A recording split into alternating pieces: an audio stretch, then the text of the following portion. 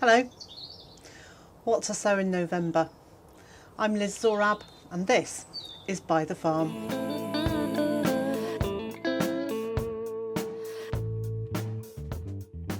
What seeds can I sow in November, and which plants can I get into the ground in November? There are plenty of them, and today I'm going to have a look at 17 seeds and young plants that you can plant during November. Herbs like dill and basil can be sown in pots for your kitchen windowsill, as can parsley and chives. And you can also sow cress. You can sow this all year round. It's much like we did as children, a little bit of cotton wool or damp tissue, a few seeds on, leave it on the windowsill, don't let them dry out, and within a few days you'll see them starting to sprout.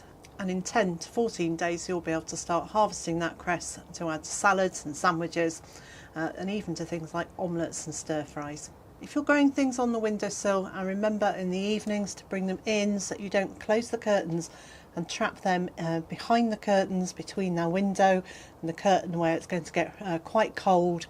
Bring them in so they stay in the warmth. There are several salad leaves that can be sown straight into the ground outside without protection, and they include mizuna and corn salad or lamb's lettuce, and there are several mustards as well. My two favourites are green in the snow and mustard oriental ruby streaks. And I'll leave links to all of these seeds that I've talked about and all the varieties in the video description, and also on my website bytherfarm.com.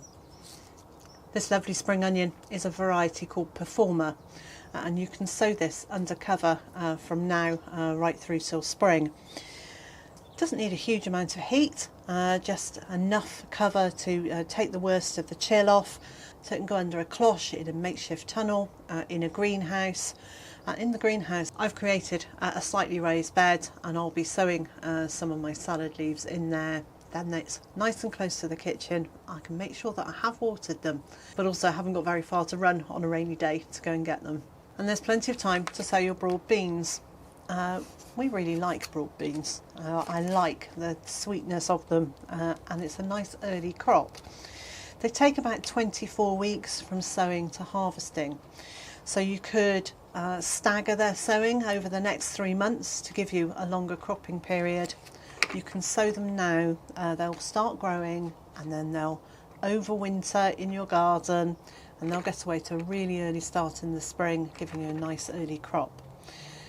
You need to choose a variety that's suitable for overwintering, and here in the UK the best one for that I've found is Aquadolce Claudia, but I don't sow mine now because of the slug situation, and also because of the ducks who are allowed into our vegetable garden during the winter. I wait until spring when the ducks are shut out, when they've removed the worst of the slug population. I then sow them then. But they can be sown now, and in previous homes I've always sown mine in the autumn. And likewise there are some peas that can be sown outdoors now. Make sure you've got the right varieties. Something like Meteor will quite happily grow outside at this time of year. I'm going to be growing some Kelvedon Wonder. I will be growing this in guttering in the polytunnel, or possibly here in the greenhouse. I've got some guttering that I've drilled holes into for drainage. I'll fill it with compost, and then I'll sow my peas about 3 to 4 inches apart, and I grow these for the pea shoots, so I will keep pinching out the shoots to use as a garnish and in salads, giving that a really lovely fresh pea taste. And then in the spring I let them grow, and they will produce plenty of peas because you've been picking out the growing tips all winter. In very mild areas you can still sow some cauliflowers just at the beginning of the month. The instructions on this packet say to October, but we have had so far a really mild autumn, so I think it might be worth, if you're very short on cauliflower plants, giving that another go. This variety is called All the Year Round, and again I'll leave links to where you can find the seeds in the video description and on my website. Here at Byther Farm I grow about 85% of all the food and drink that we consume. And if you'd like to know a little more about how I do that and why I do that, I've written a book. It's called Grounded, and it will be published in February, but you can pre-order it now. I'll leave a link on the screen and again in the video description. Overwintering onion sets can go into the ground now. Now I haven't got any overwintering ones to show you because I've already planted them all. But these were some left over from the summer. And you put in the flat end down, and you can see there are just some roots there, pointy end up, and you plant that into the ground. I like to plant these a little deeper than many people, so I plant them with a good 2 inches or maybe even 3 inches soil above the top of them. I like to plant them quite deeply because as they're growing, little roots can push them up, and as the shoots come up, birds will peck at them and pull them, and if they've been covered with a little more soil, the roots will have established more and they will be that bit stronger before they're putting their shoots out of the soil, so hopefully as the birds are pulling on them they're well anchored into the ground. If you find some that have a little green shoot on them, don't worry, you can still plant those, just be really careful that you don't snap that as you're covering them over with soil. And it's also a good time for autumn planted garlic.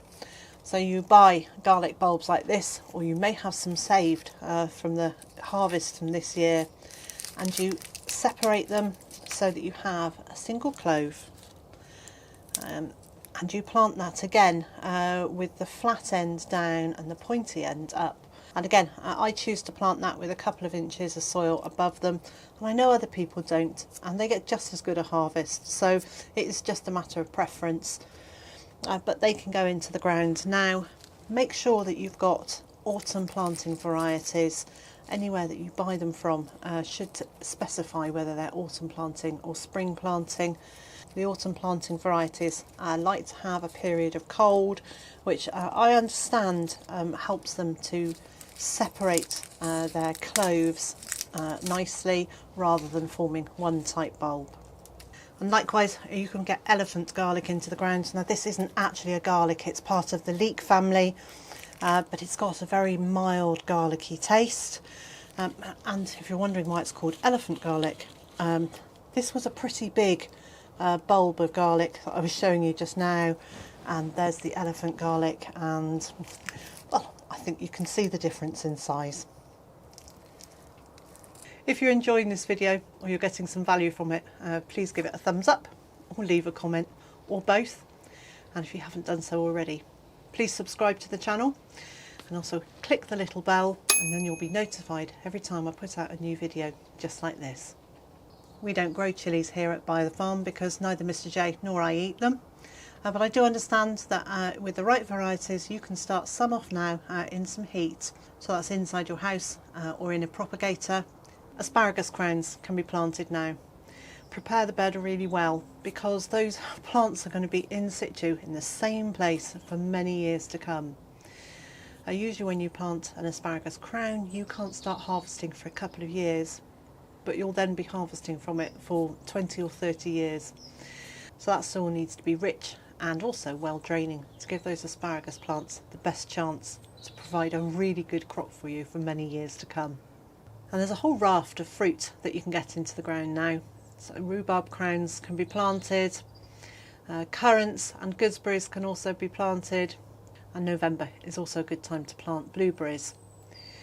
And if you grew strawberries this year and they've sent out runners, those little runners can also be planted out into their permanent position. So far from the gardening season being over, there's still plenty to do in your garden in November. And so, wherever you are in the world and whatever you've got planned for today, I hope it's a good one, and I also hope you'll join me again next time.